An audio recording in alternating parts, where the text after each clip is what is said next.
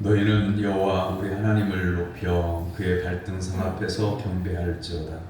그는 거룩하시도다. 너희는 여호와 우리 하나님을 높이고 그 성산에서 예배할지어다. 여호와 우리 하나님은 거룩하신이로다. 하나님은 영이시니 예배하는 자가 영과 진리로 예배할지니라. 아멘.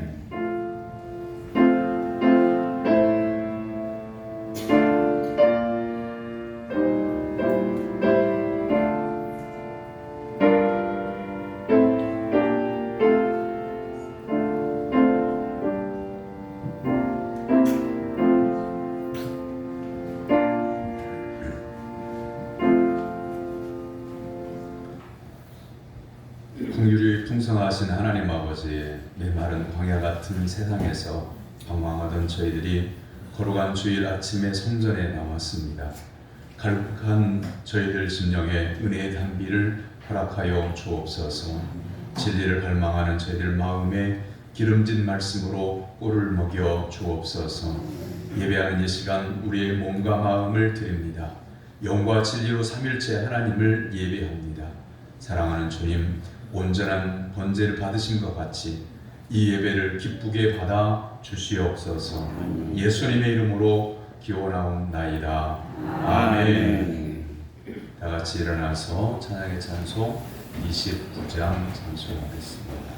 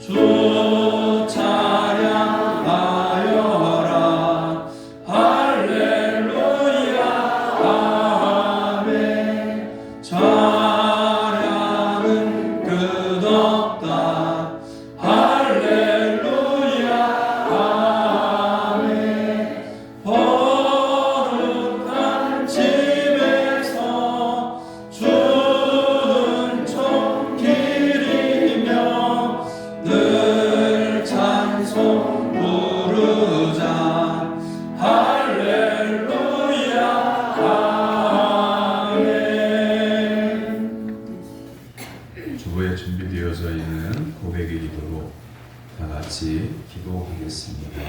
사랑의 하나님 아버지, 그 크신 은혜로 구원받은 저희들이 성삼위 하나님께 경배드리기 위해 성전에 모였습니다. 하나님을 찬미하기 전에 저희들의 입술의 부정함을 고백합니다. 정결하게 씻어 주옵소서. 은혜를 구하기 전에 겸손한 마음으로 지난 한 주간의 삶을 돌이켜봅니다. 주님의 은혜로 내가 편안하니 고통당하는 자를 생각하지 못했습니다. 주님의 부르심으로 내가 배부르니 배고픈 이웃을 돌아보지 못했습니다. 이기적인 생각과 불신앙적인 원의 심사를 고백하오니 용서하여 주옵소서. 예수님의 이름으로 고백의 기도를 드립니다. 아멘. 이 고백의 기도를 믿음으로 하나님께 드리는 성도들에게 하나님은 죄사함을 말씀으로 선언하십니다. 오라 우리가 여호와께로 돌아가자. 여호와께서 우리를 찢으셨으나 도로 낫게 하실 것이요 우리를 찢었으나 싸매어 주실 것이니라. 여호와께서 이틀 후에 우리를 살리시며 셋째 날에 우리를 일으키시리니 우리가 그의 앞에서 살리라. 아멘. 성시 교도문 42번 시편 99편의 말씀입니다.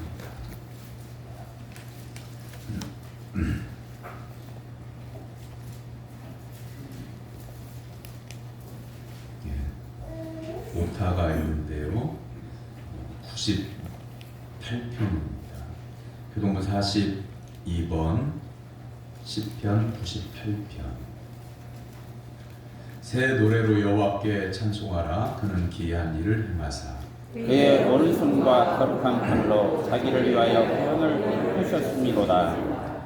여호와께서 그의 구원을 알게 하시며 그의 공의를 문나라의 목전에서 명백히 나타내셨도다. 그가 이스라엘 집에 베푸신 인자와 성실을 기억하셨으므로 땅끝까지 이르는 모든 것이 우리 하나님의 구원을 보았도다. 온 땅이여 여호와께 즐거이 소리칠지어다. 소리내어 즐겁게 노래하며 찬송할지어다. 수금으로 여호와를 노래하라. 수금과 금성으로 노래할지어다. 나팔과 호각 소리로 왕이신 여호와 앞에 즐겁게 소리칠지어다.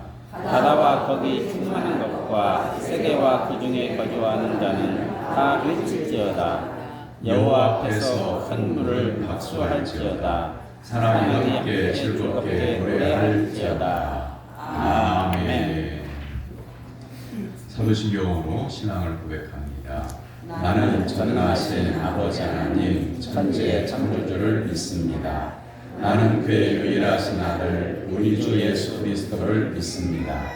그는 성령으로 잉태되어 동정녀 마리아에게서 나시고 본디오 빌라도에게 고난을 받아 십자가에 못 박혀 죽으시고 장사인지 사흘 만에 죽은 자 가운데서 다시 살아나셨으며 하늘에 오르시어 전능하신 아버지 하나님 우편에 앉아 계시다가 거기로부터 살아있는 자와 죽은 자를 심판하러 오십니다. 나는 성령을 믿으며 거룩한 공교회와 성도의 교제와 죄를 용서받는 것과 몸의 부활과 영생을 믿습니다. 아멘. 자리에 앉아서 310장 찬송한 후에 다 같이 구할 때에 이현무 장로님 기도 인도하겠습니다.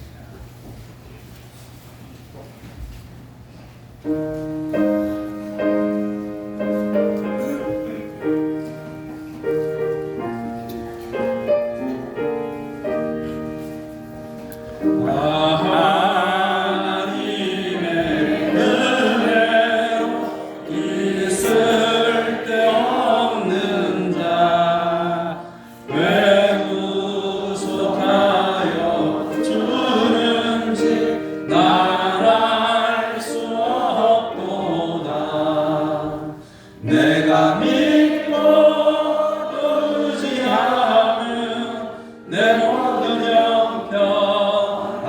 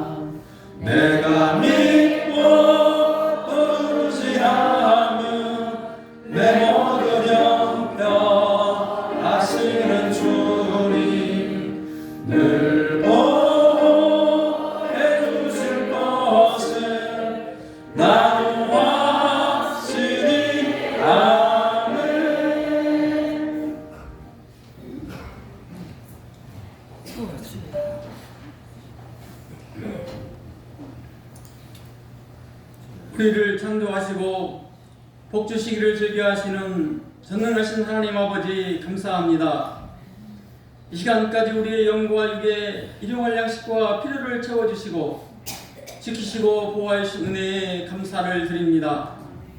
오늘은 즐겁게 안식한 날, 거룩하고 복된 날, 하나님께 택함받은 우리들이 기쁘고 즐거운 마음으로 마음과 뜻과 정성을 다하여 하나님께 예배합니다. 하나님 영광을 받으시옵소서. 아멘. 하나님 감사합니다. 죄인으로 살았던 우리가 선택받아 예수님을 믿어 십자가의 보혈로 구원하여 주시고 하나님의 자녀 되게 하시니 감사합니다. 지난날 성령께서 함께 하셔서 우리 앞에 있는 여러 가지 걱정, 근심, 고난을 이길 수 있도록 기도할 수 있게 하시고 걱정, 근심, 고난을 함께 나눌 사랑하는 사람을 주시고 함께 이겨낼 힘을 주시니 감사합니다. 일평생 하나님을 경외하며 하나님의 뜻을 이루어가는 우리 되게 하옵소서. 이 시간 고백합니다. 예수님을 믿는 자녀로서 하나님의 말씀대로 살지 못하고 내 뜻과 내 의지대로 살았던 삶을 고백합니다. 연약한 죄성으로 인하여 지은 모든 죄를 십자가의 보혈로 용서해 주시고 하나님의 아들을 믿는 것과 아는 것이 하나 되어 온전한 사람으로 창성한 분량에 이를 때까지 자라는 우리의 삶이 되게 해주시길 기도합니다. 사랑의 하나님 아버지, 우리에게 자비를 베풀어 주시옵소서. 이 시간 예수님의 보혈의 공로를 의지하여 주님께 나아갑니다. 우리 앞에 있는 육체적인 아픔과 삶의 무거운 짐과 해결해야 할 일들을 십자가 아래 내려놓고 오직 믿음으로 간구하는 권속들의 기도를 들어 주시옵소서. 예수님으로 인해 놀라운 기적과 은혜를 경험하게 하시고 사람이 할 수 없는 일들을 주님께서 하시는 것을 경험하게 하여 주시옵소서. 기도와 응답이 있는 권속, 간증의 고백이 있는 권속 되기를 기도합니다. 말씀을 전하시는 목사님, 교회의 영적 지도자로서 연약한 자를 살피고 위로하며 예수님을 모르고 믿지 않는 이들의 영혼 구원을 위해 사역을 감당하실 때 영육간에 강건케 하시옵소서. 목사님의 입술로부터 나오는 생명의 말씀으로 거친 세상 속에서 담대하게 하시고 우리가 달려야 할 길과 주어진 모든 일들이 주님 안에서 선하게 이루어지게 하옵소서. 이 시간 찬양대가 정성을 다하여 주님의 높고 위대하심을 찬양합니다. 기쁨으로 받아 주시옵소서. 우리를 사랑하사 생명까지 되어 주신 예수님의 이름으로 기도합니다. 아멘.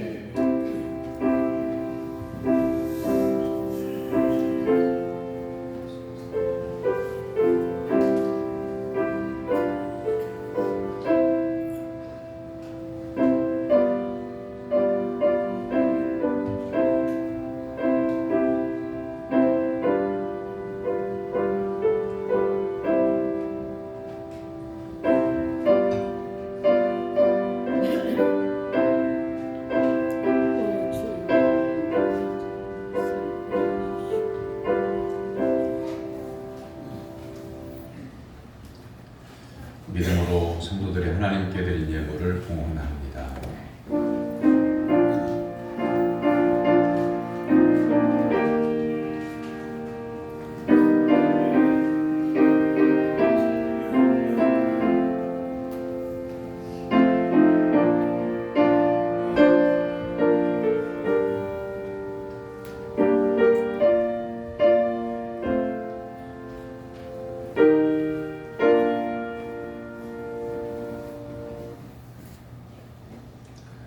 사랑의 하나님 아버지, 지금까지 고통을 복으로 바꿔 주셔서 하나님의 은혜로 살도록 인도해 주심을 감사드립니다. 썩어져가는 옛사람을 벗어버리지 못하는 저희들에게 새로운 생활을 할 수 있도록 성령께서 도와주시니 감사합니다. 새롭게 하시는 하나님의 은혜를 감사하여 하나님 앞에 나와 믿음으로 예물을 드리오니 연락하여 주옵소서. 11조와 감사 예물을 드립니다. 폭풍처럼 밀려오는 세상 풍파를 하나님의 거룩한 팔로 막아 주시사 날마다 믿음으로 승리하는 성도들로 삼아 주시옵소서. 아멘. 하나님 앞에 작정한 예물을 드립니다. 주정헌금과 선교헌금과 건축헌금과 일천번제를 구별하여 드리는 성도들에게 성령의 감화와 감동을 허락하여 주옵소서. 이 땅에 생명 주신 은혜를 감사하여 지금까지 지내온 것 모든 것이 하나님의 은혜임을 고백하며 생일 감사헌금을 드립니다. 또한 우리 일상생활인 범사에 감사해서 하나님 앞에 예물을 구별하여 드립니다. 병원에 입원했다가 치료받고 퇴원함을 감사해서, 또한 외손자의 대학 시험을 치르는데 하나님께서 도와주시기를 간구하며 하나님 앞에 예물을 구별하여 드립니다. 아버지 하나님 앞에 드리는 이 예물이 감사가 차고 넘쳐나게 하시고 또한 감사의 열매가 맺혀질 수 있도록 도와주시옵소서. 아멘. 성미와 봉사의 예물도 드립니다.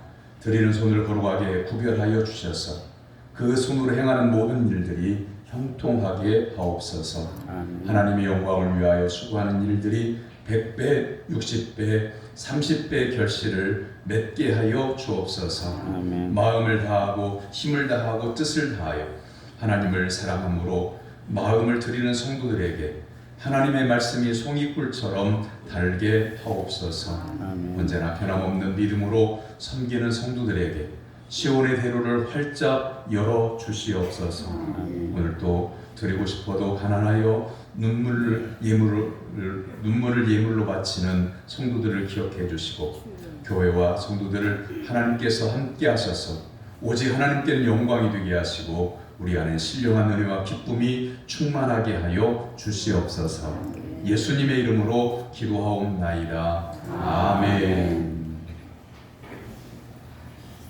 하나님께서 오늘 우리에게 주시는 말씀은 고린도전서 15장 3절에서 10절까지입니다.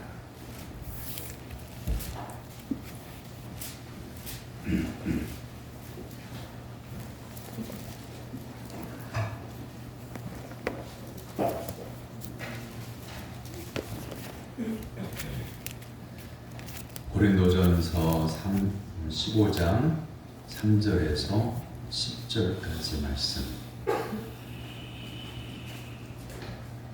살아계신 하나님의 말씀을 저와 여러분이 한 절씩 교독하겠습니다. 내가 받은 것을 먼저 너희에게 전하였으니 전하였노니 이는 성경대로 그리스도께서 우리 죄를 위하여 죽으시고 장사 지낸 바 되셨다가 성경대로 사흘 만에 다시 살아나사 게바에게 보이시고 후에 12 제자에게와 그 후에 500여 형제에게 일시에 보이셨나니 그 중에 지금까지 대다수는 살아있고 어떤 사람은 잠들었으며 그 후에 야고보에게 보이셨으며 그 후에 모든 사도에게와 맨 나중에 만삭되지 못하여 난 자 같은 내게도 보이셨느니라. 나는 사도 중에 가장 작은 자라. 나는 하나님의 교회를 박해하였으므로 사도라 칭함받기를 감당하지 못할 자니라. 그러나 내가 나된 것은 하나님의 은혜로 된 것이니 내게 주신 그의 은혜가 헛되지 아니하며 내가 모든 사도보다 더 많이 수고하였으나 내가 한 것이 아니요 오직 나와 함께 하신 하나님의 은혜로라. 아멘. 이는 살아계신 하나님의 말씀입니다. 아멘. 찬양대가 찬양으로 하나님께 영광을 올려드립니다.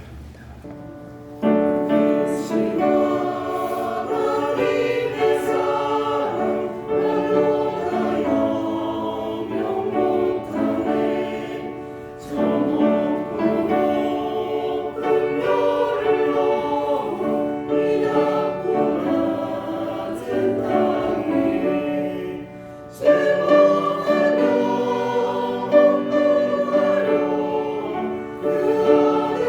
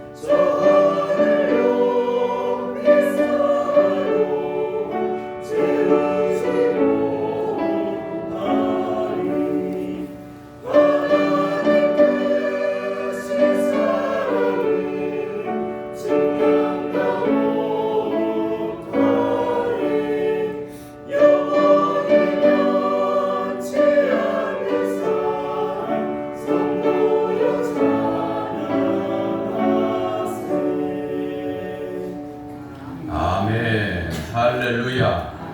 아멘. 보로가 복된 주님의 날에 하나님께 예배드리기 위해서 시간과 정성과 힘과 믿음 준비하고 하나님 앞에 나온 사랑 성도 여러분에게 하나님께서 주시고자 하는 하늘의 신령한 은혜가 임하게 되기를 주님의 이름으로 축원합니다. 아멘. 옆에 있는 분과 인사 나눕니다. 반갑습니다. 반갑습니다. 말씀의 은혜 받읍시다. 말씀을 은혜 받읍시다. 주 안에서 사랑하고 존경합니다. 주 안에서 사랑하고 존경합니다. 사랑하는 성도 여러분, 여러분의 생활 중에 있는 하나님의 은혜는 무엇인가요? 무엇인지 알고 있는가요? 예전에 어떤 여자 성도님이 그런 말씀을 하시더라고요. 어느 날 남편이 저녁 늦게 들어오더니 저녁밥을 안 먹었다고 해서 이낙회에서 상을 차려줬다고 하지요. 그랬더니 급하게 차리느라고 반찬이 몇 가지 없었던가 봐요. 반찬이 이게 뭐냐, 된장국이 짜다 잔소리를 해서 한마디 했다고 합니다. 된장국이 짜면 조금씩 먹으면 되고 싱거우면 많이 먹으면 되지. 남자가 뭔 말이 많냐, 퉁박을 줬다는 이야기를 해서 그런 생각이 들었어요. 중국에는요, 남자들이 밥을 한다네요. 고위공직자가 돼도요, 부인이 밥을 하는 게 아니라 남편이 밥을 한대요. 그러니 한국에서 태어난 게 얼마나 감사한 일인가 하는 생각을 하게 된 거죠. 그런데 여자 성도님들이 참 좋아하시는 것 같아요. 얼굴에 미소가 가득한 거 보니까. 근데요, 단전이 있어요. 그럼 남편들이 밥을 하면 그럼 부인들은 뭘 할까요? 네, 맞아요. 중국은 여성들이 일을 한다네요. 대부분. 그러니까 또 그것도 생각해 보니까 은혜죠. 여성들도 한국에서 태어난 것이 또 은혜죠. 이렇게 저렇게 생각해 보면 우리의 생활 가운데에 하나님의 은혜가 아닌 것이 없습니다. 음식만 가지고도 율법과 은혜를 생각해 볼 수 있습니다. 밥을 누가 하느냐? 의무적으로 해야 되는 거잖아요. 끼니는 다가오고, 안 하면, 아무도 안 하면 식구들이 다 굶어야 하고, 계속 연속적으로 불만 불평이 터져나오게 되고, 그게 불행의 원인이 되겠죠. 이렇게 보면 밥을 하는 것은 의무입니다.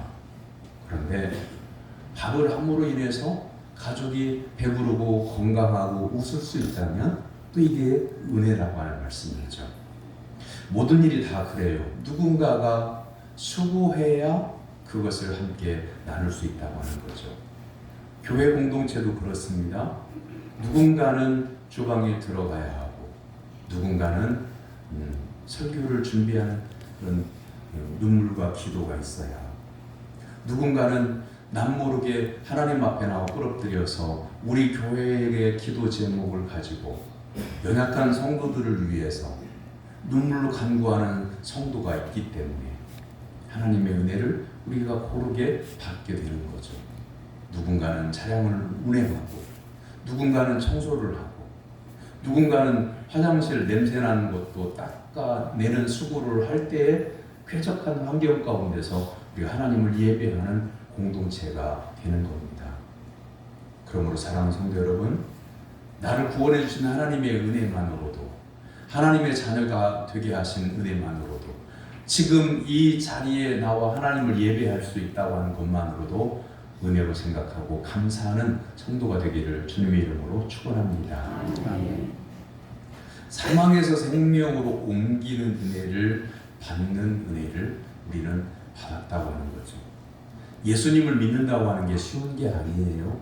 여러분, 모태신앙인 성도도 있겠고, 누군가가 전도해서 교회에 나와 예수님을 믿기 시작하는 성도님들도 있을 겁니다. 여러분들 가운데에 정말 우리 그냥 시쳇말로 죽었다 깨어나도 교회는 안 나간다고 작정하고 살았는데 내가 예수 믿고 직분자가 된 그런 성도님들도 계실 것 같아요. 그래서 이것도 구원의 은혜가 얼마나 감사한지 깨닫게 되는 겁니다. 지금 내가 살아있기 때문에 하나님 앞에 나와 예배를 드릴 수 있음도 감사한 거예요. 한번 이렇게 따라서 해볼까요?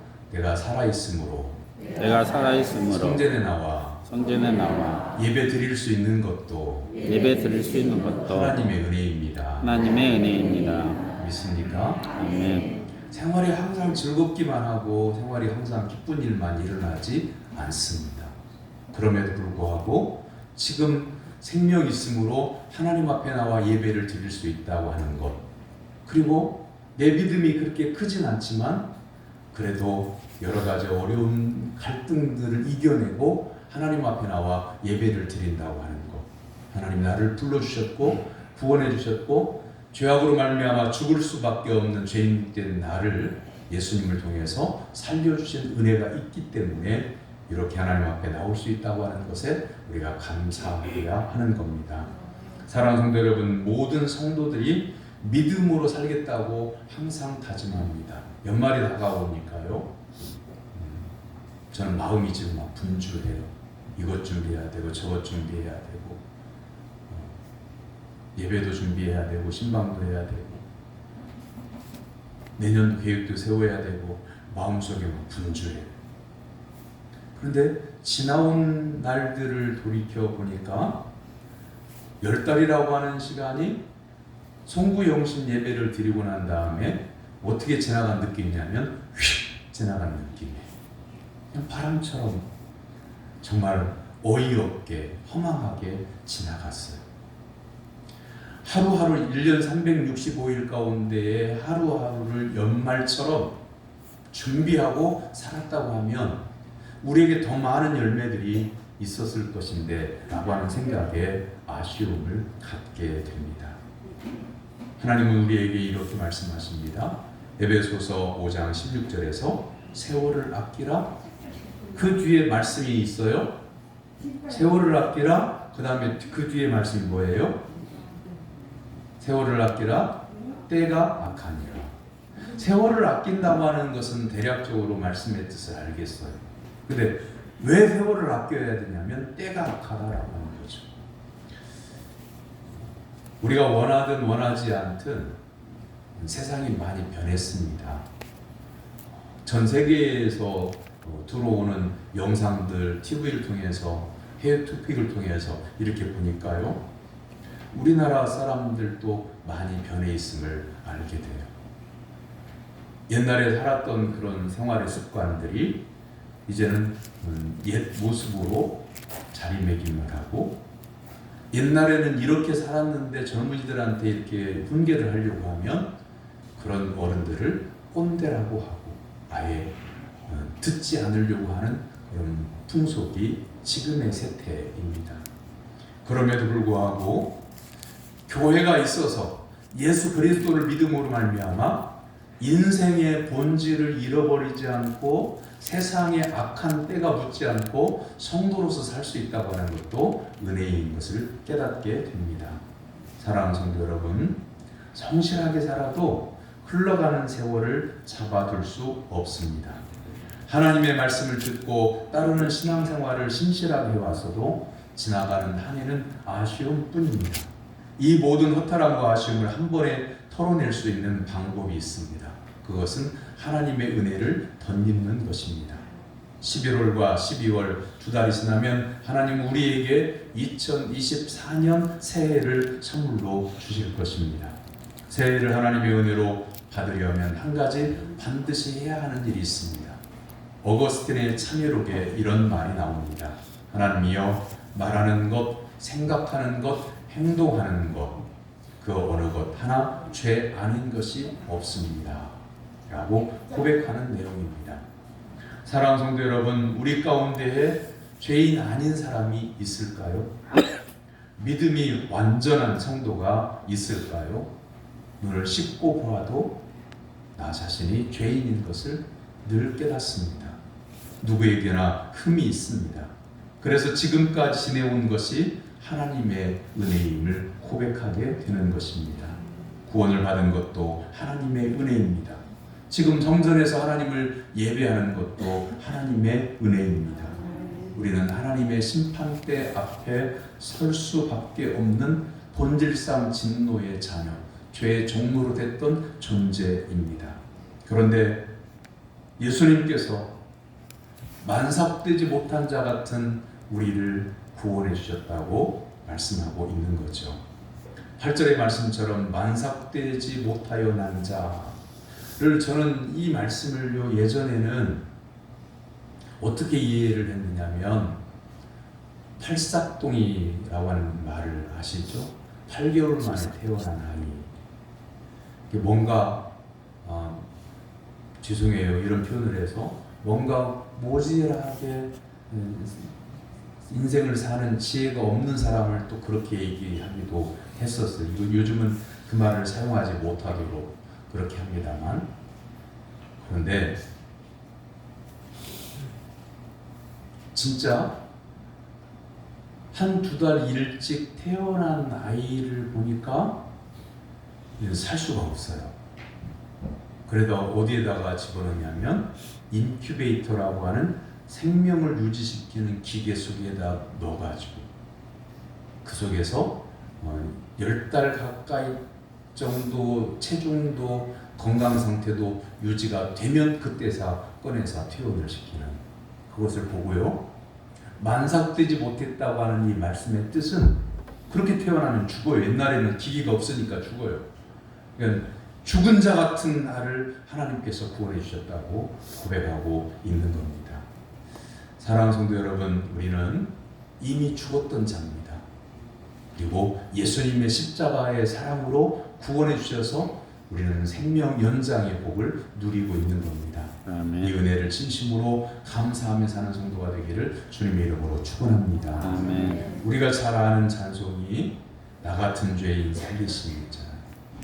이 나 같은 죄인 살리신 이를 작사한 분의 글에 이런 이야기가 덧붙여 있더라고요. 내가 만일 천국에 가면 나는 세 가지를 놀랄 것 같다.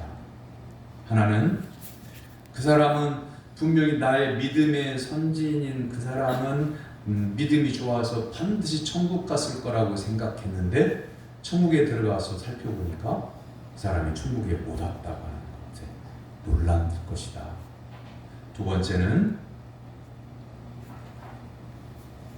저런 사람은 천국과는 담을 쌓은 사람이라서 구제불능일 거라고 생각해서 천국 못 갈 것이다 라고 생각했는데, 그런 사람이 천국에 와 있어서 놀랄 것이다. 세 번째는, 아무리 생각해도 나는 구원받을 사람이 못 되는데 이런 나를 하나님께서 구원해 주셨다는 것에 놀랄 것이다. 그러면서 나 같은 죄인 살리신 이 찬송을 작사하여 평생 동안 불렀다고 해요. 나 같은 죄인 살리신 이 찬송을 작사할 때 다른 사람들이 이 은혜로운 찬송을 많이 부르기를 원해서 이 찬송시를 적은 게 아니고요, 자기의 삶이 구원받을 수 없는 그가 무도한 죄인임을 깨닫고 하나님 앞에 회개해서 평생 동안 속지 않은 마음으로 부르기 위해서 작사했다고 하죠. 사랑하는 성도 여러분, 하나님의 은혜가 아닌 곳에는 우리는 구원받을 수 없었음을 기억하고, 아멘. 나를 구원해 주신 하나님의 은혜에 감사하는 성도가 되기를 주님의 이름으로 축원합니다. 아멘. 사도 바울 목사님은 본문 10절에서 내가 나 된 것은 하나님의 은혜로 된 것이니 내게 주신 그의 은혜가 헛되지 아니하여 내가 모든 사도보다 더 많이 수고하였으나 내가 한 것이 아니요 오직 나와 함께 하신 하나님의 은혜로 고백합니다. 믿음 생활을 잘해왔다면 하나님의 은혜로 한 것입니다. 지금 건강하다면 그것도 하나님의 은혜입니다. 내 믿음이 좋았다가 나빠졌다가 들쑥날쑥 했음에도 불구하고 오늘까지 하나님께서 나를 인도해 주셨다고 하면 그것도 하나님의 전적인 은혜입니다. 일용할 양식, 먹음도 하나님의 은혜입니다. 부족하지만 지금까지 사는 동안에 자녀들을 뒷바라지 할 수 있었음도 그것도 하나님의 은혜입니다. 내가 내 자랑할 게 없어요. 우리는 우리가 다른 사람에게 뭔가 자랑할 거리를 만들잖아요. 그런데 여러분 아십니까? 내게 있는 것을 하나님의 은혜로 기뻐하고 감사하면 내 마음이 기쁘지만 자랑하기 시작하면 다른 사람이 나하고 비교가 되어서 내가 슬퍼진다는 걸 아십니까? 그러니까 내게 있는 것을 감사하는 사람에게 누가 돌을 던지겠습니까? 하나님의 은혜 감사합니다.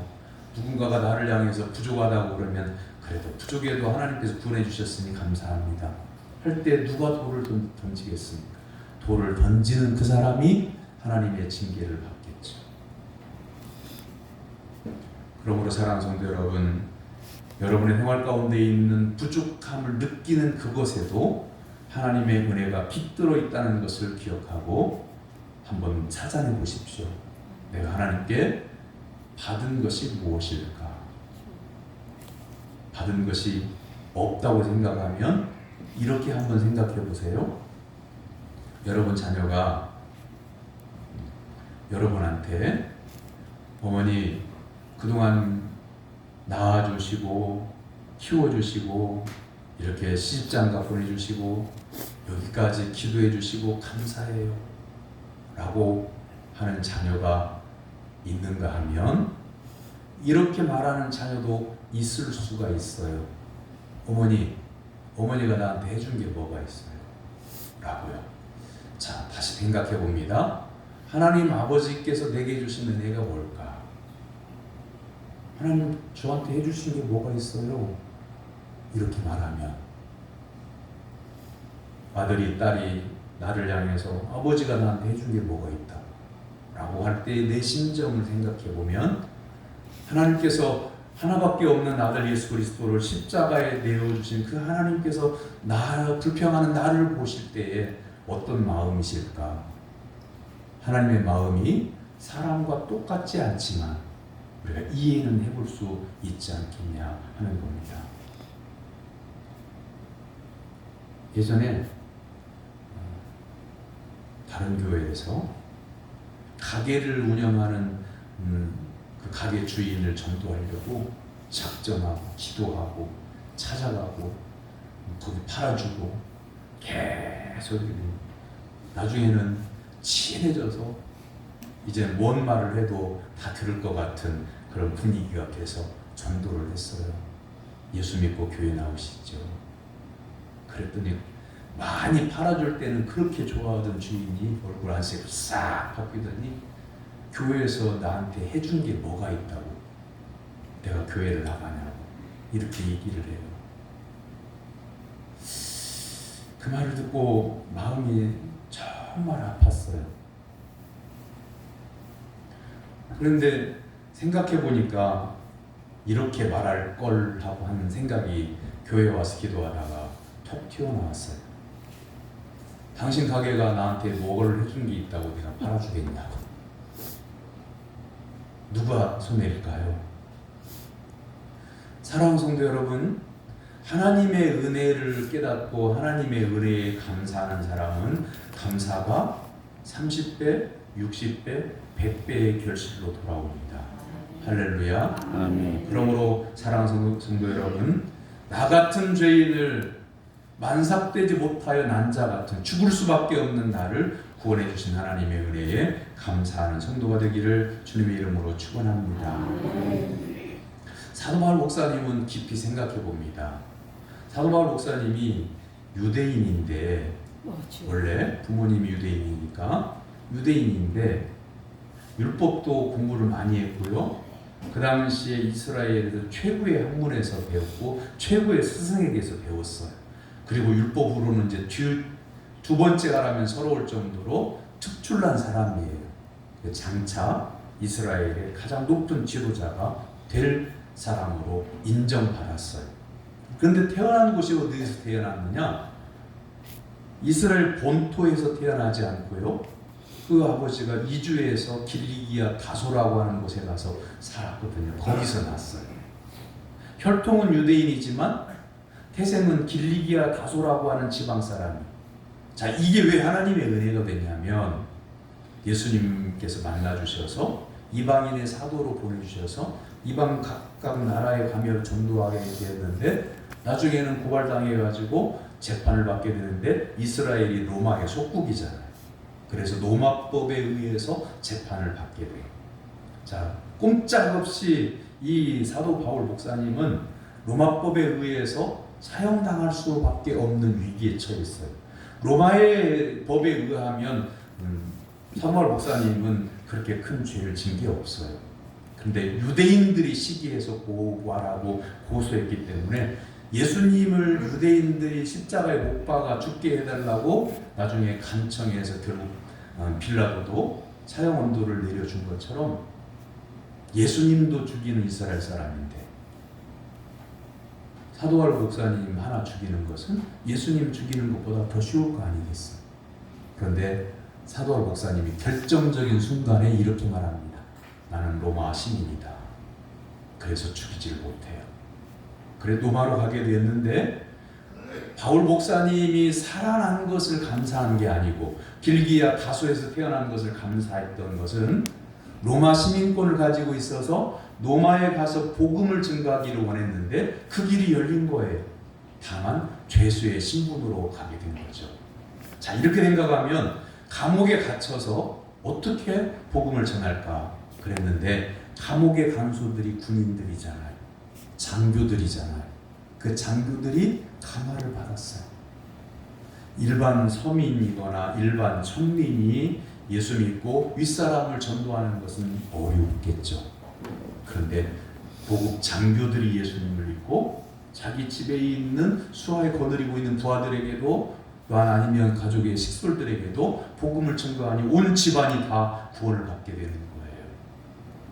그래서 로마가 300년 만에 기독교 국가가 되는 겁니다. 바울 목사님은 아마 그걸 바라봤을 거예요.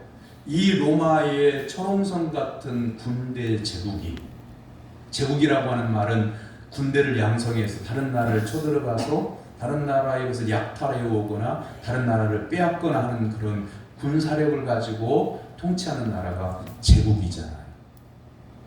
이 로마 제국이 복음의 제국이 될 것이라고 사도 바울 목사님은 먼 미래를 바라봤을 거예요.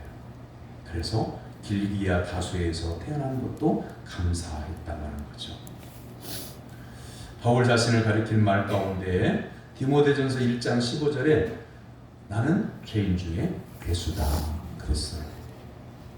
사랑하는 성도 여러분, 솔직하게 한번 여러분 속으로만 한번 생각해 보실래요? 여러분 생각할 때 우리 신광교회에서 나는 죄인 중에 괴수다. 내가 신광교회에서 제일 못났다. 그렇게 생각하고 교회 오시는 분 있으면 손들어 보라고 손드는 분도 계실 것 같아요. 예, 그렇죠. 그게 은혜입니다. 그렇게 깨달을 수 있는 것도 은혜입니다. 대부분 어떻게 생각하냐면 그래도 우리 교인들 중에서 내가 믿음이 좋지라고 생각하고 싶어 할 것 같아요. 나는 잘못이 없지라고요. 나는 실수하는 것이 없지라고 생각할 것 같아요. 나는 그래도 다른 교인들에 비하면 신앙생활을 그런 대로 하고 있다고 생각을 할 것 같아요. 그런데 그러면 은혜가 사라져요. 내 심령 안에 내 생각 속에 내가 없을 때에 주님은 나에게 성령을 부어주시고 하나님의 말씀을 새겨주시고 하나님의 은혜를 채워주십니다. 나는 이게 있어요. 나는 믿음이 좋아요. 나는 다른 사람들보다 더 믿음이 좋은 사람이에요. 나는 믿음 가지고 있다니까요.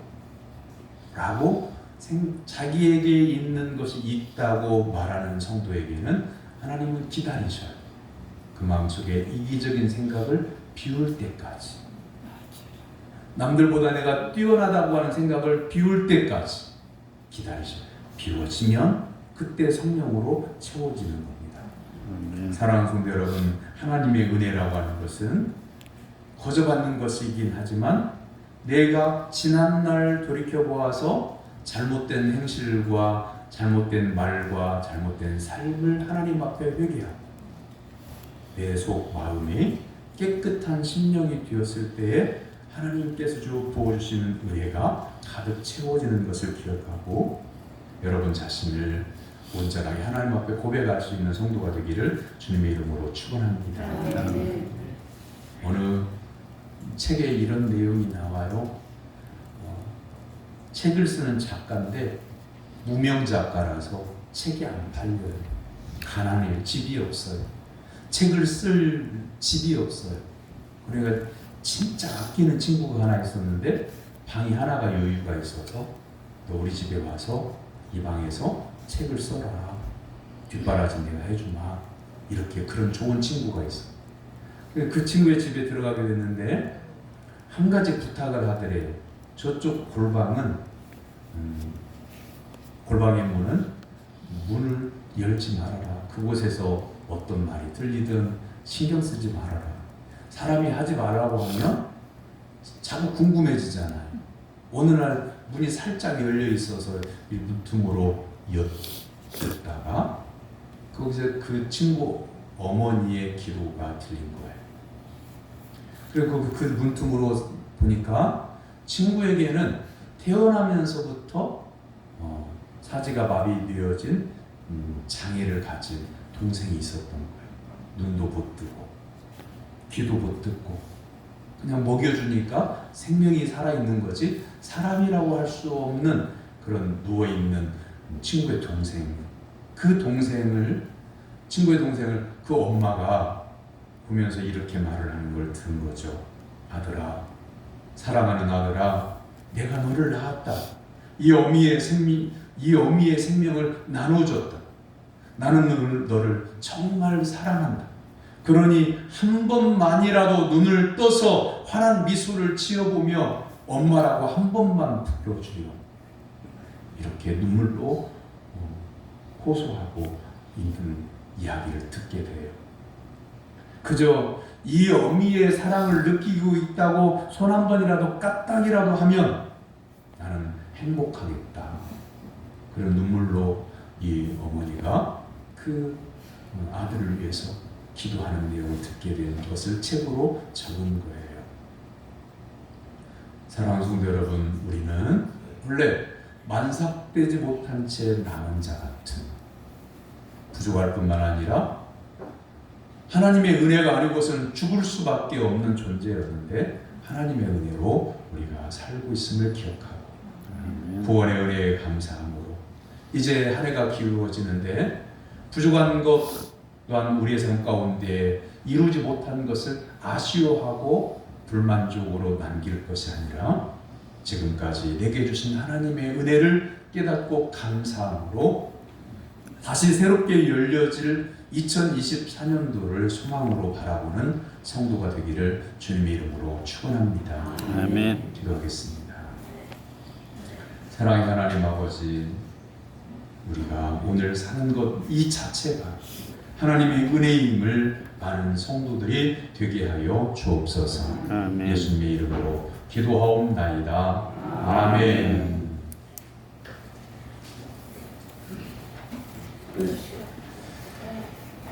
11월 달은 결산의 달입니다. 하나님께서 내게 주신 은혜, 내게 주신 삶을 돌아보며 12월을 준비하고 내년을 준비할 수 있기를 바랍니다. 오늘 낮예배 후에 정기당회 모임입니다. 식사 후에 시작합니다. 수요 기도회 시간을 오후 7시로 변경합니다. 청소 담당이 이제 그 청소표에 보면 마지막 순서까지 왔기 때문에 맨 앞에 있는 1월 순서를 12월로 바꾸려고 합니다. 그래서 상황이 바뀌는 그런 성도님들이 계시면 청소 담당들 가운데 제게 알려주시면 참고할 수 있도록 하겠습니다. 다음 주일 오후 예배는 권사회에서 오후 찬양 준비해 주시기 바랍니다. 그리고 우리 최영희 권사님이 허리 시술을 받은 후에 치료받고 병원에 입원했다가 퇴원해서 오늘 예배에 참석했습니다. 완전한 회복을 위해서 마음을 모아 기도해 주시기를 바라고, 김지원 집사님은 지금 호동 전주병원에 입원해 있습니다. 회복을 위해서 기도 부탁드립니다. 교관별로 정기 총회를 하시고 그 결과를 12월 3일까지 알려주시기를 부탁합니다. 옆에 있는 분 바라보시고 인사 나누겠습니다. 항상 감사하며 삽시다. 항상 감사하며 삽시다. 일어나서 55장 찬송하겠습니다.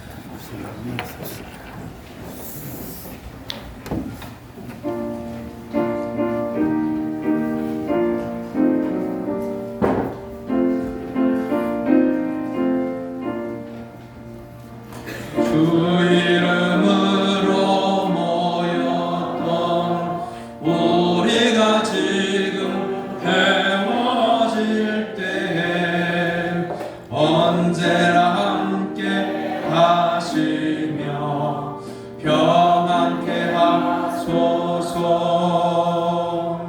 아멘.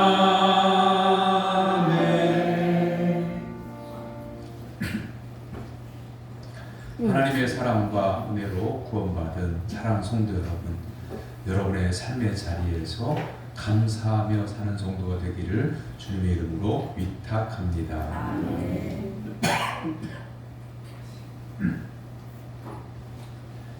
여호와는 내게 복을 주시고 너를 지키시기를 원하며, 여호와는 그의 얼굴을 내게 비추사 은혜 베푸시기를 원하며, 여호와는 그 얼굴을 내게로 향하여 드사 평강 주시기를 원하노라. 아멘.